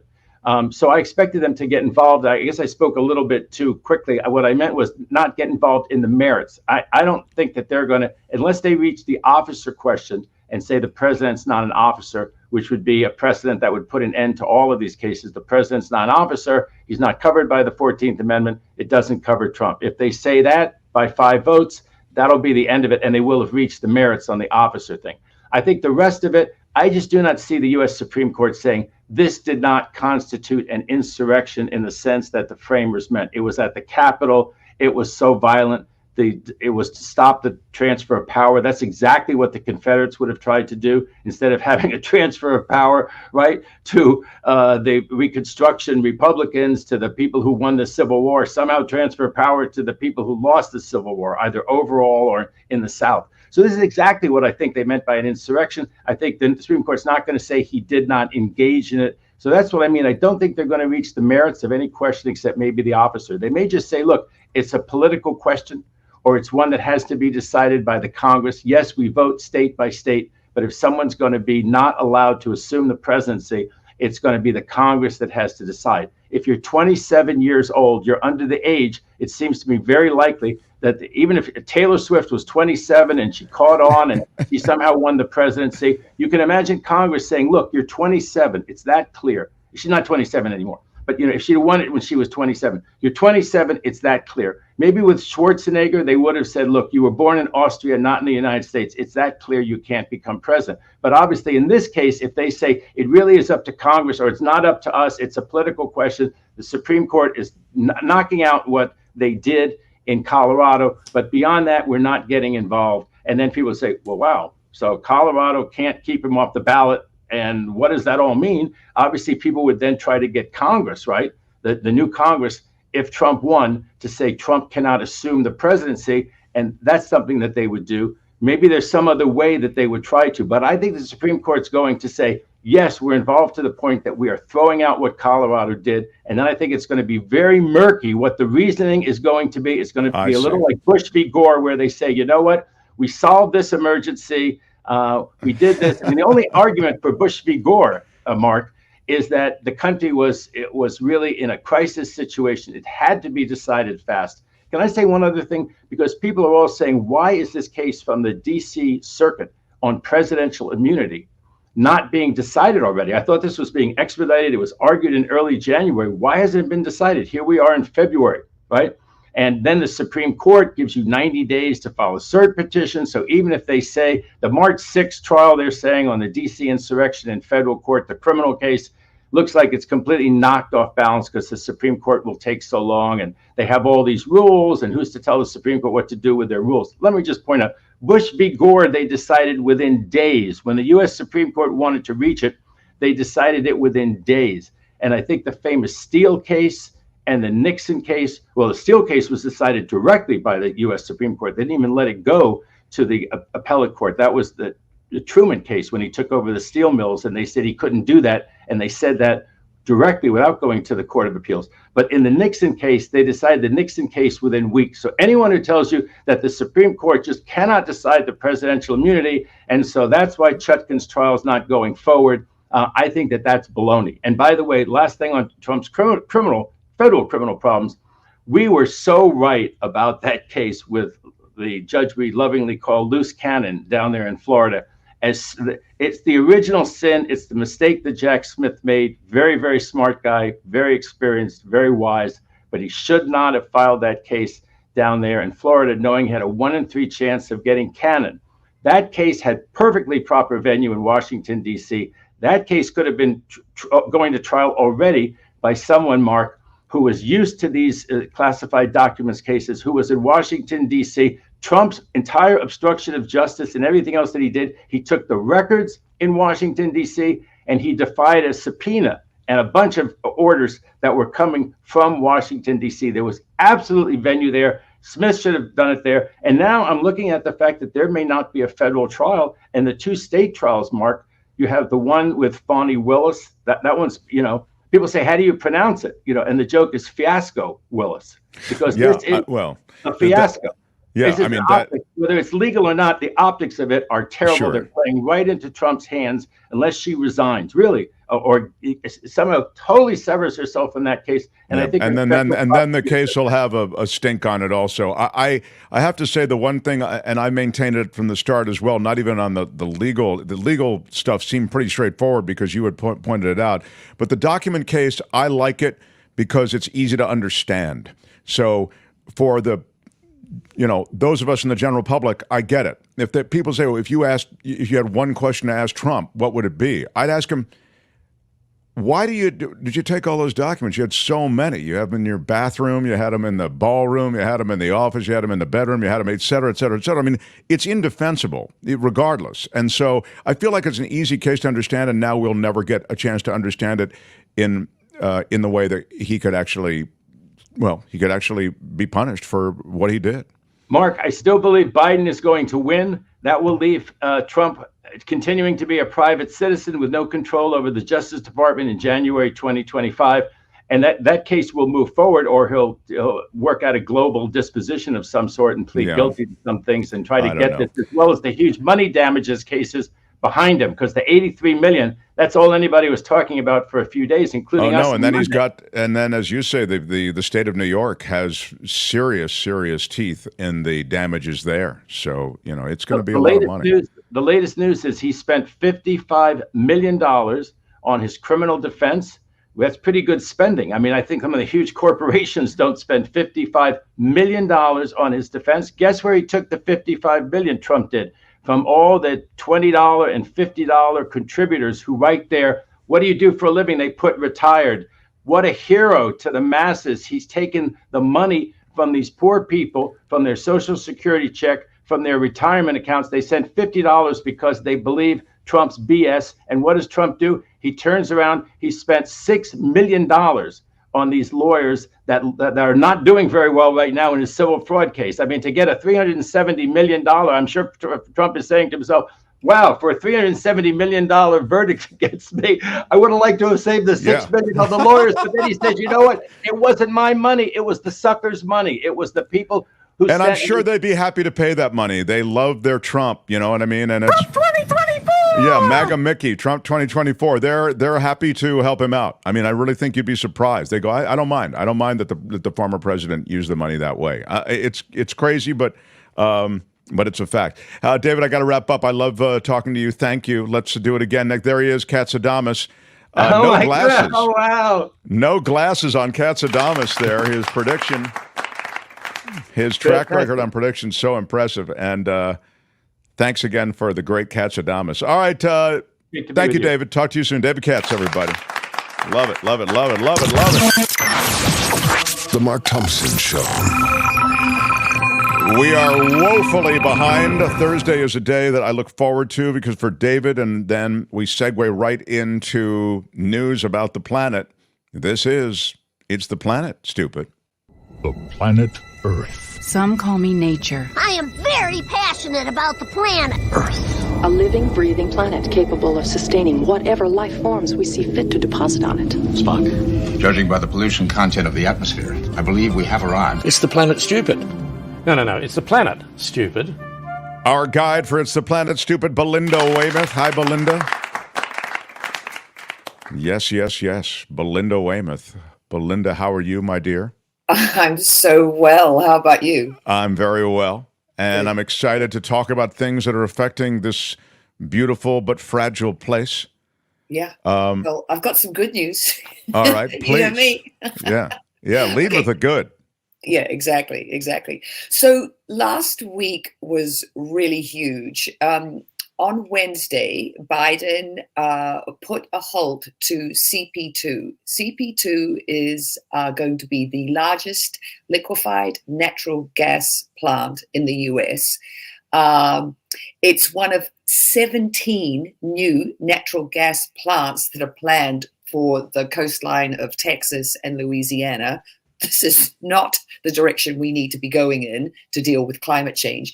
We already have 5 operational LNG plants.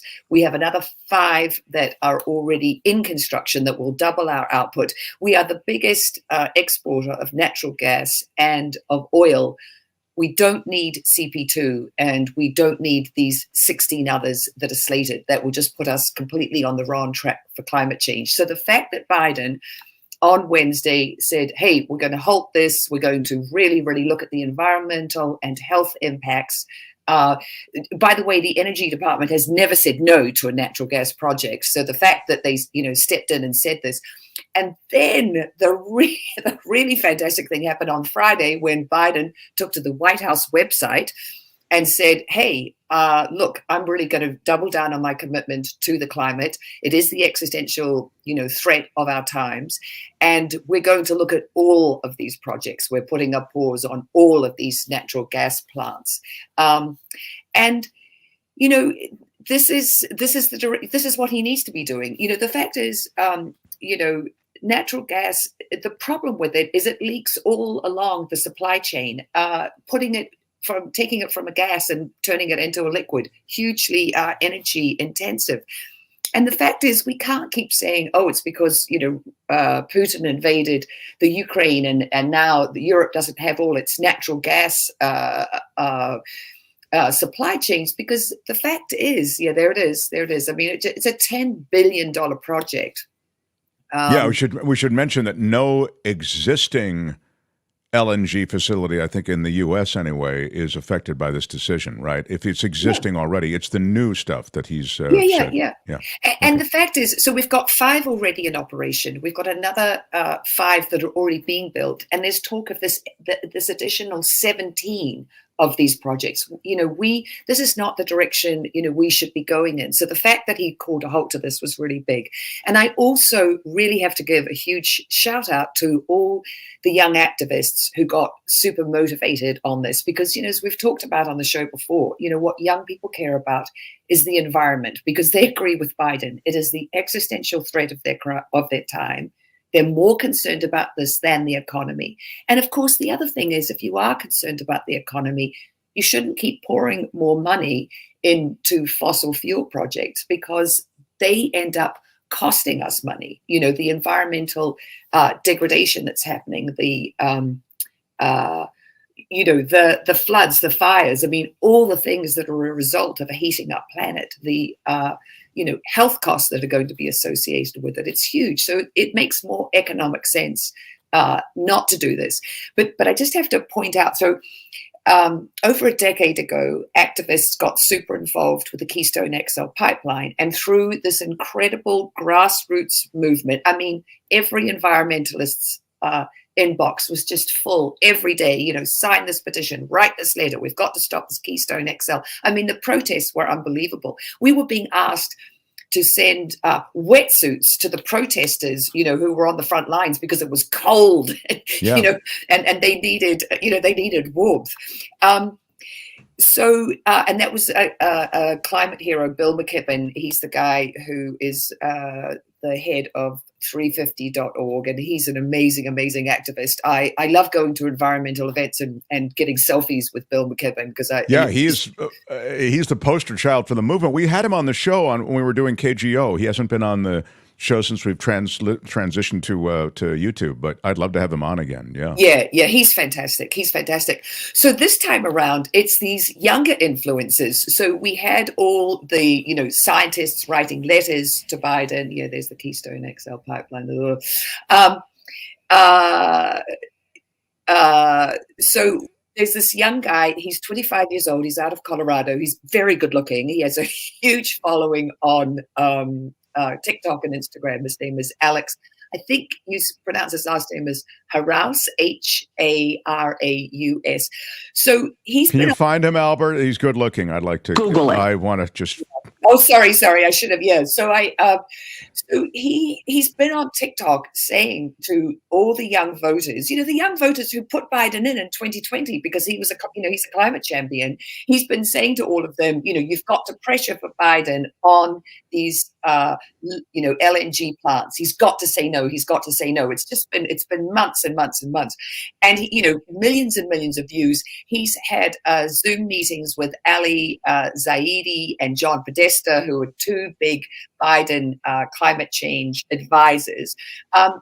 This young man has got this, he has got this incredible influence. And what he said was, he made a threat to Biden, we'll reward you or we'll punish you.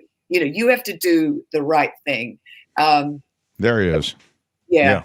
So he made it. Thank you, Kim. He made it a front and center issue, sort of. Yeah. So if you see the picture that's up on the top left of him in the cave, you'll really get to see what I see. He is a hunky, jacked dude, is what he is. Yeah, he is. He is. And the fact is, that's him. So use your influence. I mean, I just think it's cool. And when the news came in, I was, super thrilled. So last week was a really big week for the planet. And the other thing also is, the US can't be, going to, COP28 and saying, hey, this is what all you other countries need to do. And we're really doing it too. And then come home and keep building out LNG plants. It's like hypocrisy on a macro meta, ridiculous level. That's why the Paris Climate Accord drove me nuts, because there were all of these pledges and all of these declarations, but the reality was, there's a good look at him.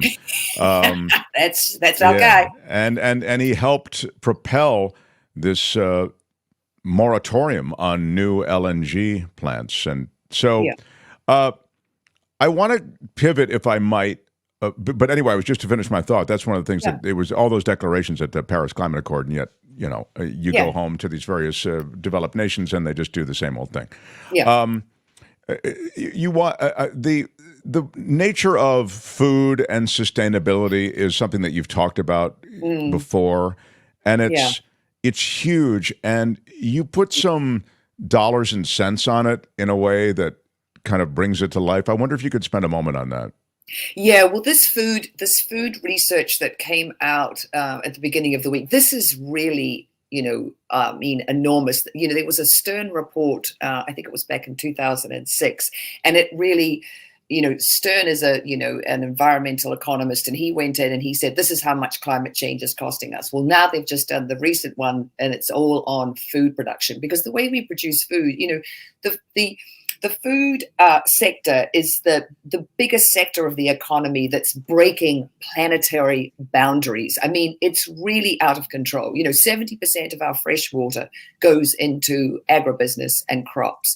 And the price tag that they put on it and how much money. So this is, sustainable. You see, it's not a monoculture. You're planting different crops. They create an ecosystem for, insects and animals. They're more inviting for pollinators.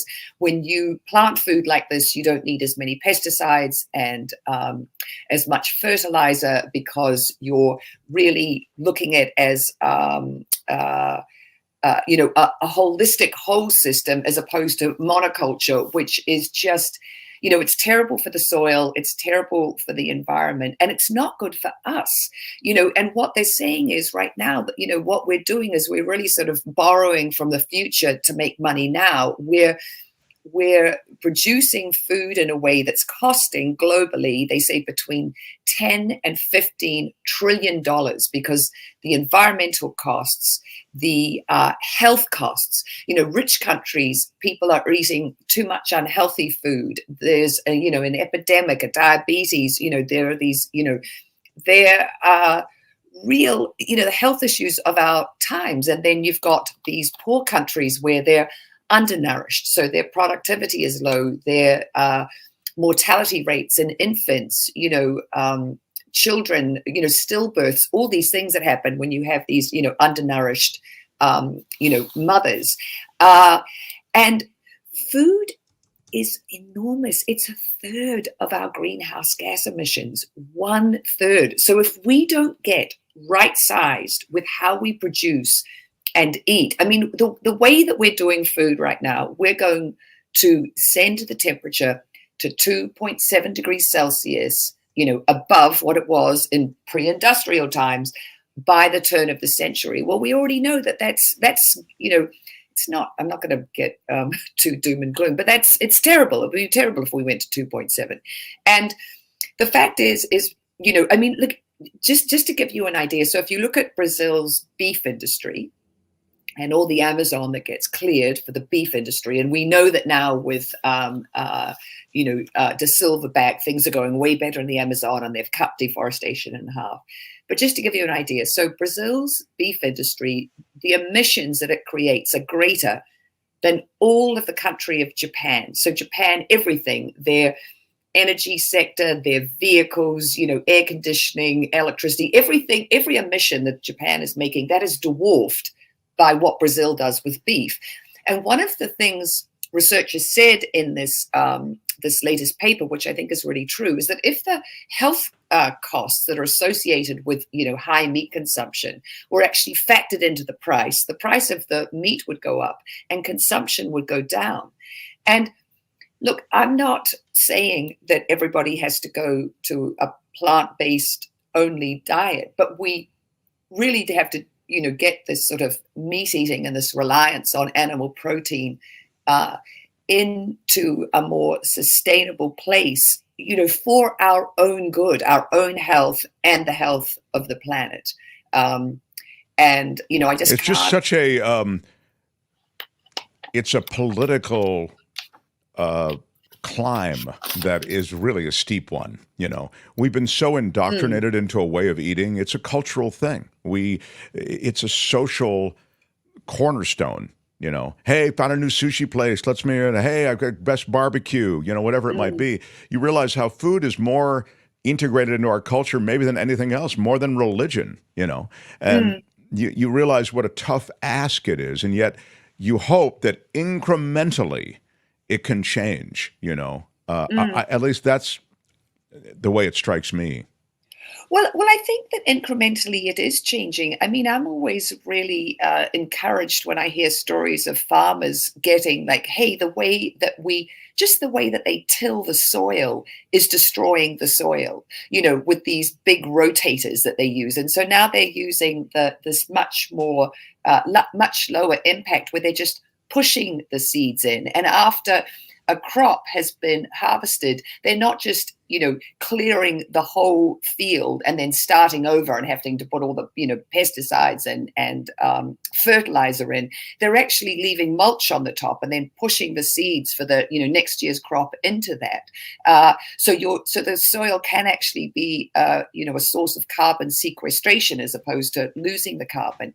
And people are getting that farming with these great huge monocultures isn't right, and you're seeing these smaller farmers. See, what we need to do, Mark, is if we took the subsidies away from agribusiness and we gave it to the small farmers who are farming in a more holistic and they're really mixing it up way, we would be doing the planet a favor, ourselves a favor, and it would be, it's really, when you look at the dollars and cents of it, this is what makes sense. And if we can save ourselves, $15 trillion a year in healthcare and environmental costs, we're going to be happier and healthier, and the planet is going to be in a better condition for the future generations that are coming. I that's so well put, and I, to the extent that it helps, I retweeted, I think, your post on this, and we'll have a link to this piece in The Guardian which summarizes some of what Belinda's talking about. But this 15 trillion, the hidden costs of food and climate change and nutrition and human health and natural resources, and the new model by which food could be sustainable. I'll have a link to this piece. And then there are links within the piece that you can, if you want to research more. It's fascinating, and it's so very important, Yeah, there's a really cool guy. I'll find the link to his YouTube. He's an American farmer who has been farming, on a small farm in this really sort of old school, an old school farm. You have chickens, you have your cows, you have your crops. And when you it's sort of like you watch it, and you're like, oh, it's like a magic trick, but it's not. It's like, this is how, we used to farm, and farmers really saw themselves as stewards of the land. And the horrible thing with agribusiness is it's just, it's this thing, like I said before, it's borrowing from the future for profit margins right now. But that's not sustainable. And, obviously we all talk about food, as you were alluding to, because, we need it to live. And eating more sustainably, it will push the price of food up. I'm not going to lie about that. But the fact is our government should be putting the subsidies where the subsidies count, and when they do that, where they do the most benefit for the planet and for humankind. So, gosh, it's so well put. Yeah. Well, you can find Belinda Waymouth across social media at Belinda Waymouth, Waymouth. She had some good news. Oh, and then there's more good news if you look at these studies as something that we want to act upon. So I appreciate it all. Belinda, always love seeing you in good health and happy and with some good news. So thank you for joining us. Totally my pleasure. Yes, Belinda Waymouth, everybody. That's It's the Planet Stupid for today. More. It's the Planet Stupid. No. It's the Planet Stupid. Next time, only on The Mark Thompson Show. Well, it's exciting to be here on Thursdays. That's one of my favorite hours, when we get a legal take from Katz and we get an environmental take from Belinda. Feel like you guys kind of checked out for a while. Were you guys around, or what happened there? We were putting up pictures. We were involved. Are you okay? All right. Seemed. All right. I feel slighted that you haven't noticed our contributions, Albert and I'll give you an example. I don't like to live too far out loud. You're driving the ship, but we're navigating from the back seat. I don't know. Is that right? Yeah, it may be a couple of rows back in the in the car. Big shout out to who was that? A big shout out to Buck Meadows. I would give $5 if you'd lose the ding words. I will ding that. Man. How dare you? My God. Double down on the dingage. Yeah, I'm sorry. That is sacrilege, sir, which is a ding word. Edward Lee, let's skip to the next pressing issue. Luggage. Yes, big shout out. They mistake it. Let's support fish farming versus ranching. Good idea. We should ask her about that next week. Thank you for the super chat. The problem with fish farming, as you may be aware, is the same problem that you have with industrial farming of any kind, and that is that the creatures are housed in confined spaces to the point that they are not ingesting anything healthy. They're ingesting their own fecal matter because it's throughout the confined space. They are they're living, in super close quarters. They're just, thousands of these things, and it's horrible. And so a lot of the additives and things that are used to have to prevent or beat back disease in those situations work against that being now a healthful choice, those fish. So are all farms like that? I can't say they're all like that. I'll say it's fairly common, to try to use the space as efficiently as possible. So I think the fish farming is tricky. So fish are cold-blooded, so need less calories, also a positive, said Edward Lee. Oh, there you go. Anyway. I was talking to Nikki about that documentary, You Are What You Eat. Oh, yeah. And she said they have a segment on that in that show on factory farmed salmon. And she said when you see it and you see what those fish look like and how they have sores on them and they're just gross, she goes, you'll never want to eat a factory farmed salmon again, ever. I'm telling you, I'm glad to hear her say that. Yeah. But the reality is it's everywhere. And also we treat the ocean like a sewer, an open sewer. So there's a lot of bad stuff in the ocean too. So, So Happy New Year, everybody. The Mark Thompson Show. I don't know. Farming ain't easy. Who said that? Chris. Right you are. Well, we'll have a staff meeting after the show. Uh-oh. Some of the people you see on the show will be back tomorrow.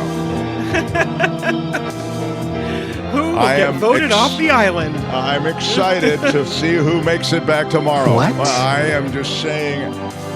Albert, I thought you performed admirably today with the information about Vince McMahon and the World Wrestling. Albert, thank you. Yeah. Kim, you had some great news with things going on, breaking news. Appreciate all of that. Kim, how are you? Kim is going on with John Daly to the We'll do it live. live thing. Write it and we'll do it live. Right, so there's all of that. Tomorrow it's our Friday show. I'm Shallow Stevens for the Mark Thompson Show. Bye-bye. Michael Shore on politics. Daly joins us for Friday Fabulous Florida and more, and the Culture Blaster. Till then, bye-bye.